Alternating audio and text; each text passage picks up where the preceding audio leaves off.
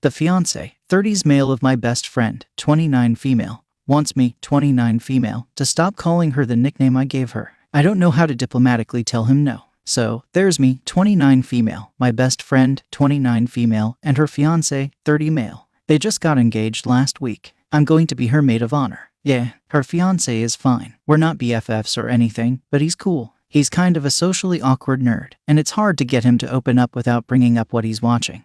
And then the conversation with him can get a little one-sided. My best friend and I have been friends since we were 15.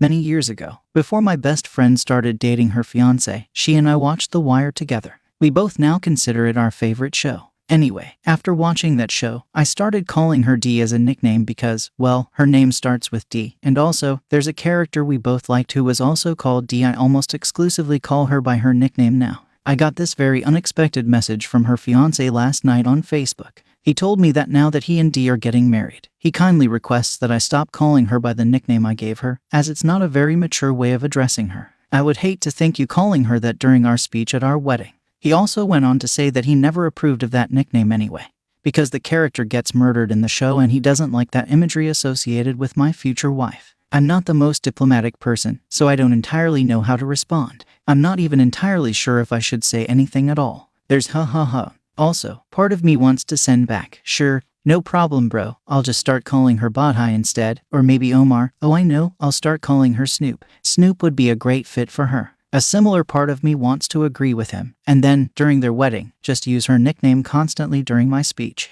And there's another, admittedly angrier part of me that wants to say, what? Are you kidding me? No, request denied. Oh, and F you, don't ever dictate to me how I should interact with my best friend. There's also this weird possessiveness associated with his wording of the message. He never calls her by her name, just a lot of my future wife and my fiancé.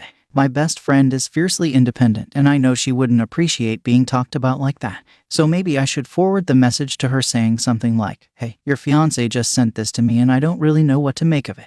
Well OP, he's definitely an idiot. I mean, he doesn't have a say on this. It is something between you and your best friend. If you want to call her any other letter of the alphabet or whatever you want, that's something between you and her. As long as your friend is okay with whatever nickname you gave her and you keep calling her, that's it. That's where it stops. And if he doesn't like it, he should talk to his future wife about it, and tell her, hey, you know what? I'm not really a big fan of the nickname your best friend gave you. Do you think she could stop? And that's as intrusive as he should get on this topic. And if she says, no, I like the nickname, I'm gonna keep it. Matter closed. Now, one thing I wouldn't do is reply to him in any way because I'm not gonna acknowledge or validate his message. I'm just gonna send it to my best friend and say, hey, I just got this message from your fiancé and wanted to touch base with you first before I do anything. So do you agree with this? Should I stop calling you D? And then she should either confirm or deny what her fiancé said. If she doesn't want you to keep calling her D and she just didn't know how to do it, maybe this is one way. But if she doesn't really care about it and she says no, you can still call me D.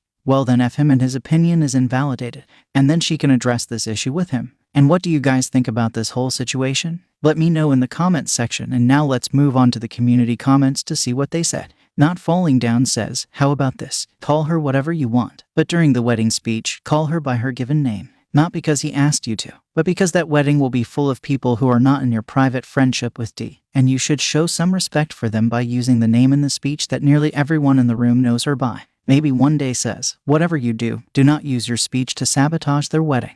Yes, this guy seems oddly possessive, and I think you should follow other people's advice by forwarding your friend the email and asking her if she shares her future husband's opinion.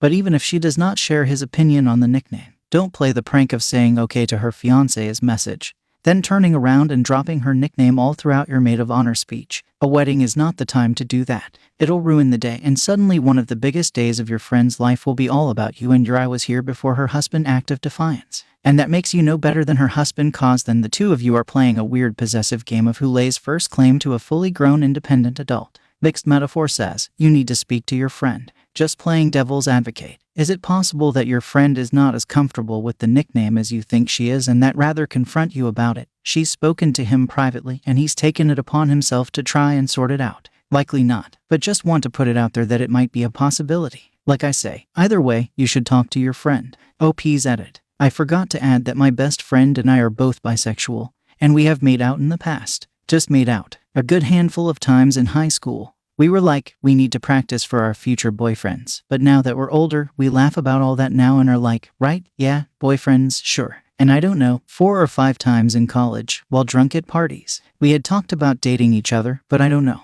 We love each other, but I don't think we would ever be in love with each other. We're pretty different people, which is why I think we make such good friends, but not terribly good, significant to others. The last time we talked about being in a relationship was like, I don't know, 8 years ago. It's now only just occurring to me that maybe this is something to do with her fiance's unexpected message. I'm about 99% sure she doesn't mind that I call her D. She's never hesitated to let me know when I've done something to annoy her. Any advice would be appreciated. Thanks, y'all. OP's short-term update. Well, I just got off the phone with D. She called me, and I started to answer like I usually do, sup, D. But then remembering that maybe she doesn't want to be called that anymore, I just awkwardly extended the D sound into her full name. So I answered like, sup D full name. She immediately said, my fiance told you to stop calling me D, didn't he? I said yes, and she exclaimed, what the F? I can't believe he actually effing did that. Look, I gotta go. I'll talk to you later, and don't stop calling me D. You got it D. We said our goodbyes and she hung up. So, someone might have crossed the line. Alright, well, the community gave OP pretty sensible advice about how to deal with this. Talk to your friend, and OP gave us some additional context about their background.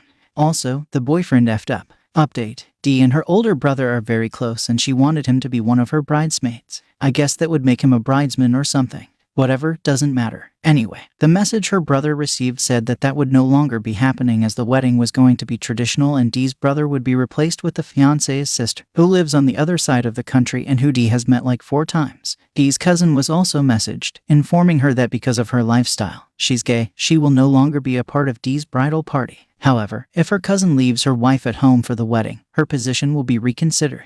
Another of these bridesmaids has short hair, a nose piercing, and small but visible tattoos. Again, dismissed from the bridal party unless she changes her appearance to be more presentable. And then there was me. I guess he couldn't find much dirt on me, so he just decided to reprimand me for my choice of nickname for her, or something. I don't effing know. She was completely unaware that any of this had happened and was just quietly sitting at home alone when her brother called her and was like, what the hell is going on? Dee was understandably very confused, and her brother explained the message. At first she thought he was kidding, but he forwarded it to her. She immediately called her fiancé, who was out with friends, and demanded an explanation. He calmly explained that yes, he did send that message to her brother and he messaged the other members of her bridal party as well and told her his reasons why. As if on cue, her phone starts blowing up with texts and phone calls from her cousin. Understandably, as her cousin arguably got the worst message out of all of us. Dee basically said to her fiancé, you need to come home right now, hung up on him and called her cousin. After spending time calming her cousin down, she called me and we had our brief but informative conversation. And then she called her tattooed friend. At this point, it's been about half an hour since she first called her fiancé and he still wasn't home. So she called him again, being like, where are you? Come home right now. Her fiancé then tells her, no, he will not be coming home right now. He is out with friends and will return when he chooses to. He threw in, you're being emotional right now anyway. I expect you to stop acting like a child by the time I return. She was so furious that she just hung up on him. He finally meanders his ass home and she immediately loses her crap at him. He keeps telling her to stop being irrational and think logically, to which she basically responded with, what the F are you talking about? There was nothing rational or logical about what you did. He starts talking about how weddings aren't just about the bride. Dee is not the type of person to think that her wedding is going to be about her. It's about bringing family and friends together. And he can't have people like your friends in front of all of his friends and family. Oof, I'm calling time of death right now. What about his professional reputation? He's some highfalutin lawyer. What will his parents think when they see her friend with all the piercings? She has one nose piercing. And me calling her some ridiculous black name. Ish, during my wedding speech. Look, I never use this phrase. But this is the phrase I can think of. What is this? I don't even. Black name. Black name. Dee at this point was so furious that she tried to throw him out, but he just sighed, sat down on the couch and said, you are being utterly ridiculous right now. I'm not leaving, you need to calm down. So she decided to leave instead. As she was packing her stuff, he kept heaving great sighs and calling some variation of, you're being so irrational, calm down, to her from across the apartment, so she left. She called me absolutely livid, asking if she could come over to my place. I of course said yes, and when she arrived, she told me everything that happened. There was one point when we were talking, when she covered her face with her hands and just started sobbing. She said that she knew that their relationship hadn't been going well for a while. All he did was go to work, spend time with his other obnoxious lawyer friends, come home, watch CNN or MSNBC, and sleep. Their conversations became painfully one-sided, where he would talk endlessly about something she didn't find interesting. And whenever she would try to change the subject, he would basically wait for her to stop and then keep talking as if she had said nothing at all. He never helped to clean around the apartment, as cleaning was not as important to him as it was to her, so she should do it, and it was going to get messy again anyway. He stopped holding her hand in public. If she was upset or sad about something, he would always find some excuse to leave. I mean, the list kept going. He's just this thoughtless, self-centered jerk. Honestly, I always got douchey vibes from him, but I never knew he was that big of a douche. She and her fiance texted last night and this morning, and again there was more. Stop this, you're being childish, come home. She said she wasn't being childish, that there were some really serious problems in their relationship and she didn't think they could move forward without some premarital counseling. He replied, "Fine, now are you coming home tonight?" It initially took her a few hours for her to respond to that text. As soon as she read it, she slumped over on my couch, pulled her knees up to her chest and said, "I really don't want to go back to that apartment." She later said that she had a really heavy feeling that even if they did go to premarital counseling, nothing would change. She could easily see him thinking that he is smarter than the therapist and trying to use the therapist to convince her that she's being irrational. I then asked, "So does that mean the wedding isn't going to happen?" She just burst into tears again. I felt really awful asking that.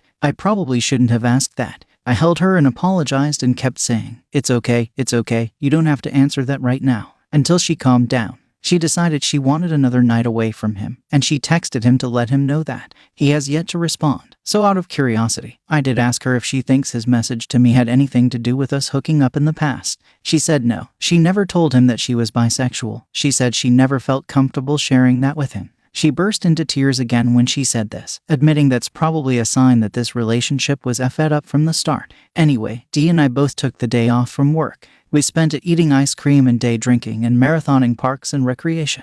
We went for a walk and she talked and cried a lot. Right now, all her bridesmaids, including her brother, are at my place. They contacted her all day, asking if she was okay and if they could see her. I told her she could tell them all that they could come over to my place later, and initially she said no. She said she was so embarrassed by everything that happened that she wasn't sure she could handle seeing everyone. I shut that down pretty quickly, saying she had nothing to be embarrassed about. All this BS has everything to do with her fiance, not her. It took a little more convincing and her friends and bro offering to bring more alcohol and ice cream, haha, but they're all here now. Her cousin brought her wife too. And Dee started crying again as soon as they walked in and apologized profusely to the two of them. They insisted that wasn't necessary, but she apologized anyway. She's gonna spend the night at her brother's tonight. I told her she was welcome to stay here, but her brother and his wife had, like, an actual house, and so there are guest rooms she can stay in, as opposed to my one-bedroom apartment. Said brother is making her favorite dinner right now. There's about 20 pints of Ben and Jerry's in the fridge,